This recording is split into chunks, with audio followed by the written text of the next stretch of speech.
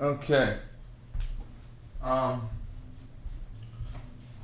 As you can see by the topic of this video, we're talking about voting. Now, I've tried as hard as I could not to get political on certain issues, blah, blah, blah, blah, blah, bullshit. But there are certain topics we must discuss, okay? November 6th, 2012. That is the day when all of us decide once and for all if America will exist in 2013 and beyond. This is as critical of time as 1860, as 1776, as 1941. Okay? This is the most critical election in the history of our lives. No person alive on planet Earth today has ever seen a moment that is more important than this. And most likely, hopefully, will not. Okay? If he who must not be named is reelected on November 6, 2012, our country is gone. Okay? Let's give you some simple basics, okay? He who must not be named promised, upon entering office, to cut the national debt in half in 4 years. The national debt was $10 trillion. That means he who must not be named should have cut the debt to $5 trillion by January 20th of next year. Well, we've got, 11 months, a little less? Today's the 24th of February. Okay, a little less than 11 months to go until that day is reached. The debt is now $15 trillion. The debt was not subtracted by 5, it was added to 5. And it will go up more. It is expected to be 17 trillion. 16, maybe 17 trillion on January 20th, 2013. If he who must not be named is inaugurated that day, it is expected to be between 22 and 25 trillion dollars by January 20th, 2017. Let me make myself clear. That debt belongs to every single American. Myself, you, all of us. Now, in addition to that debt, he who must not be named promised to keep the national debt, the national unemployment below 8%. He said national unemployment will never rise above 8%. Okay. When he who must not be named took office, unemployment was 7%. As I speak, it's approximately 9%. It has never been below 8%. It's been as high as 10%. Are you familiar with the term underemployment? Underemployment means you have a job, but your job does not fit your economic needs, okay? You have a job, in theory you work for money, but your job does not pay your bills. Now, if you're living in your parents' basement, and you may be 18, 19, 20 years old, and you make $8 an hour, and you work part-time, and you're waiting for something different to come along, that's probably not a big deal.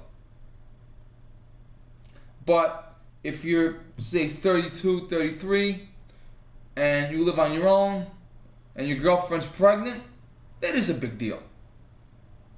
Because you have to feed a child now. Okay? So, and don't forget, some people drop out of the workforce entirely. Some people may live at home with their parents and rent-free and not collect government benefits. So when they say 9% unemployment, that means there are 9% of Americans collecting unemployment benefits. It doesn't mean that's 9%. It could be higher than that. It's believed to be higher. I've heard 12%, I've heard 15%, I've heard numbers much higher. Okay? Middle East. He who must not be named promised to have peace in the Middle East. Didn't exactly have a plan on how to do that, just said, whatever. Okay? He who must not be named got a Nobel Peace Prize for peace in the Middle East. which goes to show you how prestigious that award has become. And it goes to show you how much I respect those that give that award now. Now, the Middle East is literally one step away from a nuclear war. I remember the Cold War, my friends. I do.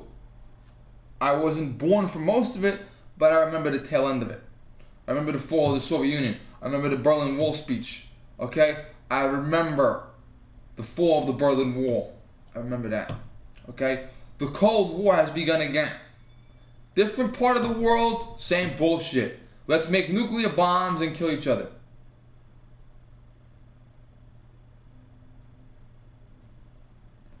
Now, the Soviets were crazy with nuclear bombs. They were. The Soviets were crazy about armaments, period.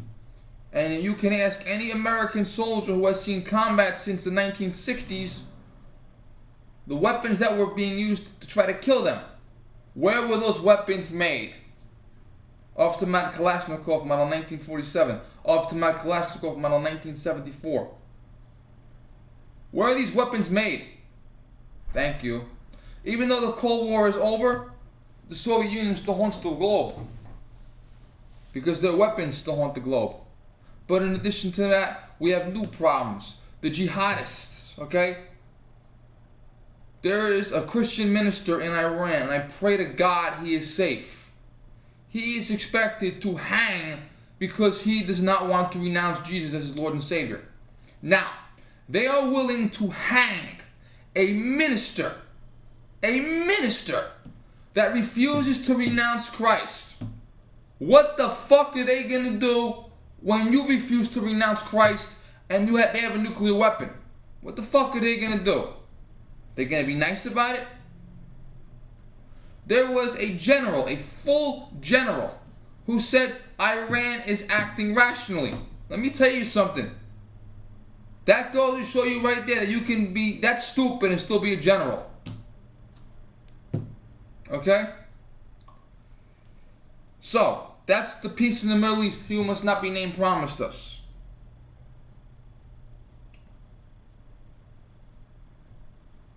If you work in a private sector and you fuck up everything, and or you literally do the exact opposite of what you say you mean to do, what's going to happen?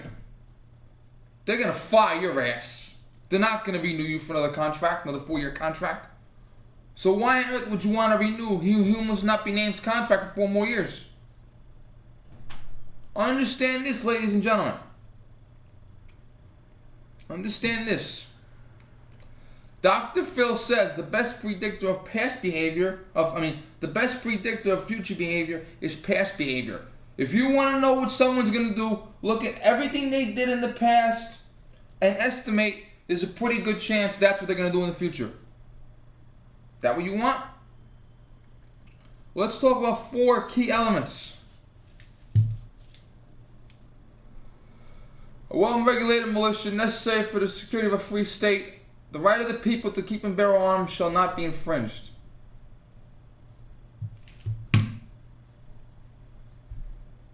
There are 2 United States Supreme Court justices who sit for one reason and one reason only. They do not believe what I just said is true. Every single member of the He Who Must Not Be Named administration has their job for the sole purpose that they do not believe in our right to keep and bear arms. We have an Attorney General who does not believe that we have a right to keep and bear arms. He is being investigated for fraud, money laundering, and international arms transportation.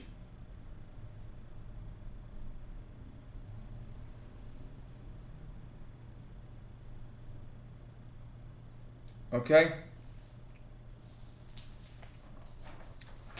And Republicans, by definition, support the right of the people to keep and bear arms. Some do not. There are anti-gun Republicans. There are pro-gun Democrats. But by definition, most of them support the right to keep and bear arms. Israel. Israel is our ally. I am a Christian. I stand with the Israelis. If you don't like it, go fuck yourself. I don't care. I'm not going to apologize for who I am. Israel is our friend. Ron Paul thinks we should just mind their own business, but Mitt Romney, Rick Santorum, and Newt Gingrich have said we should support Israel. And I believe them. Me and Governor Romney disagree about a lot of things, but that's not one of them. Here's the problem. The Muslim Brotherhood has taken over Egypt and has vowed to fight Israel. Ahmadinejad of Iran has vowed not a single Jew will remain.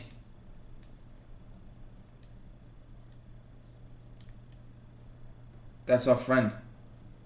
He who must not be named has joked with our enemies about not liking Benjamin Netanyahu. He who must not be named has played off Benjamin Netanyahu completely. He who must not be named has treated Israel like an unwanted bastard stepchild. And he who must not be named is probably the only American in recent history of any party to publicly condemn Israel, publicly condemn the Prime Minister.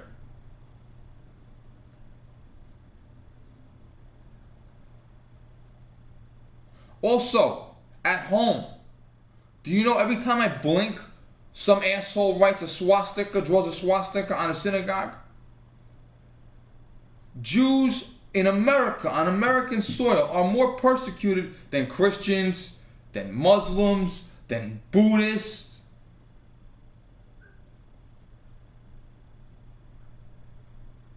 That the America you want? My gun dealer is an Israeli, and he's Jewish. The man who instructed me, my safety class, he had an old 1911, old school grip, Star of David, right on the grip. My old dentist, now retired, is a Jew. All three of those men are Jewish Republicans. Okay, so a dentist, a firearms instructor, and a firearms dealer who have helped me are Jews, and I support them, and I support their homeland. My grandfather liberated a concentration camp. My grandfather dug up graves, tried to give the Holocaust victims a dignified burial. I will support Israel. And I don't give a fuck if you don't like me for it. I really don't. You could literally walk away from me, unsubscribe to me, unfriend me, block me. I don't care. I will support Israel. I will.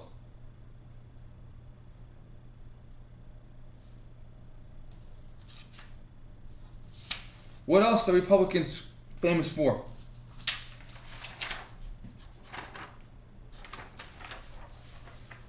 Republicans, by definition, tend to support those who protect the world, the country, anywhere. Troops, police officers, firemen, paramedics, our defense, CIA, our defenses, Border Patrol. I support Brian Terry's family. I make no apology for that either.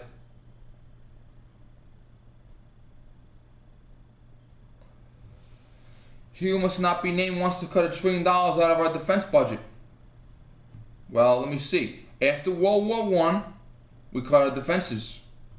We almost weren't prepared for World War II, the greatest conflict in human history. After Gulf War I, we cut our defenses. We had our pants down on our ankles on 9/11. Every time we've cut our defenses in the past, we have been attacked. Whether you call it Pearl Harbor, whether you call it Manhattan, we've been attacked. The best predictor of past behavior, of future behavior, is past behavior. Past behavior, we disarm, we get attacked. Therefore, a logical person would ration, if we disarm again, we'll be attacked. Now, North Korea has bombs. Ahmadinejad in Iran is this close to getting a bomb. He who must not be named thinks the best thing to do is to tell our enemies, we're going to cut 80% of our nuclear capabilities. Really? There are rapists and carjackers and serial killers and home invaders and mass murderers in your hometown. I ring your doorbell and I say, listen, you got all these rapists and murderers in your neighborhood. Let me a favor. Give me your rifle. Yeah, that rifle on the above the wall. Give me your rifle. Because if I take your rifle away from you and I leave you in this neighborhood full of these criminals, the criminals will be less inclined to attack you, because by giving me your rifle, you are saying you want peace. So give me your rifle, I'll leave with your rifle, the criminals in your neighborhood will know you're disarmed and they won't want to bother you. Okay? You are the entire United States. Your rifle is every branch of military, every defense department,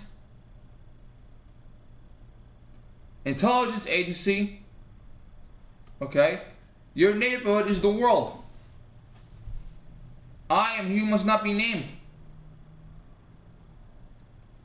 Do you want to leave America in this world, in this time of crisis where you got all this conflict going on, defenseless? I don't know. What else do Republicans basically stand for? Who is this? And what does that word say? Thank you. 100% of Republicans voted for the 13th Amendment. 77% of Democrats voted against it. 100% of Republicans voted for the 14th Amendment. 100% of Democrats voted against it. 100% of Republicans voted for the 15th Amendment. 100% of Democrats voted against it. President Grant signed the amendments. As a response, 25 black men registered as Republicans and served in the Congress and Senate, both houses, the House of Representatives and the Senate, bringing up the Congress. It was like 25 black men served in the Congress as Republicans after the Republican Party ratified the 15th Amendment. Fanatical Democrats founded the Klan to lynch Republicans, black and white. Okay? Governor Ronald Reagan appointed more blacks to executive offices than any other governor in California history. Still holding the record today. When Governor Reagan became President Reagan, this comes from President Reagan's autobiography. The words of Reagan himself. Under Jimmy Carter, 20% of blacks unemployed. Under him, 10% of blacks unemployed.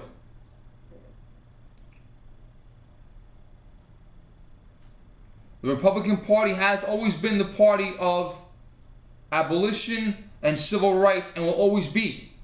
The Republican Party spearheaded every single type of racial integration and racial rights that you can think of. Every time the liberals are in power, all minorities suffer. The majority, a majority means a white Christian man. Minority is everybody else, women, black people, Asian people, Hispanic people, Muslims, Jews, children, okay? All of them are minorities. They always, always, always suffer when liberals have taken over this country. That's a fact. Okay? Go to a liberal-controlled city right now, a liberal-controlled city. Where do the minorities live? In the bad neighborhoods. Okay? President Bush Jr. appointed more minorities to his cabinet than every other president in history. Blacks, women. He had an Asian Democrat working in his cabinet. He's a lesser known position though. First black Secretary of State. First black woman Secretary of State. President Bush Jr. sent money to funded education systems to help educate young minorities. The Republican governor, his name is Phobos, the Republican governor of Arkansas, sent the Army National Guard to the schools to stop black students from attending after Brown v. Board of Education integrated the schools. Republican President Dwight D. Eisenhower himself told the National Guard to stand down, sending the 101st Airborne to escort the black students into the schools and protect them. Eisenhower sat down with Dr. King. Dr. King came to the White House and sat with him as an equal.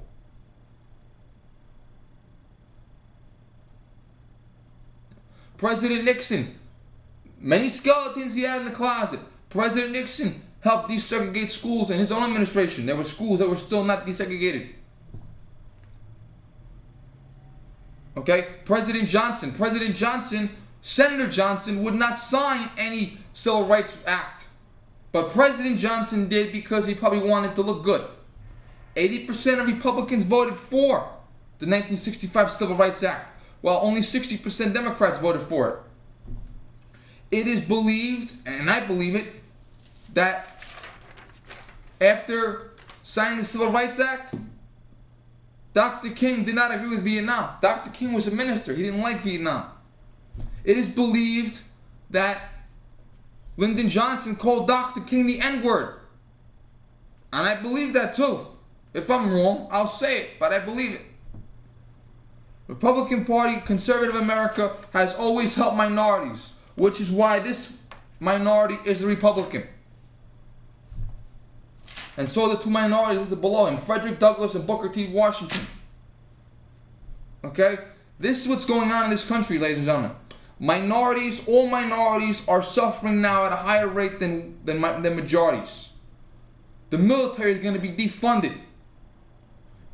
Israel is going up in a mushroom cloud. And this is going to be banned forever. Okay, ladies and gentlemen? We physically cannot survive 4 more years. Thank you.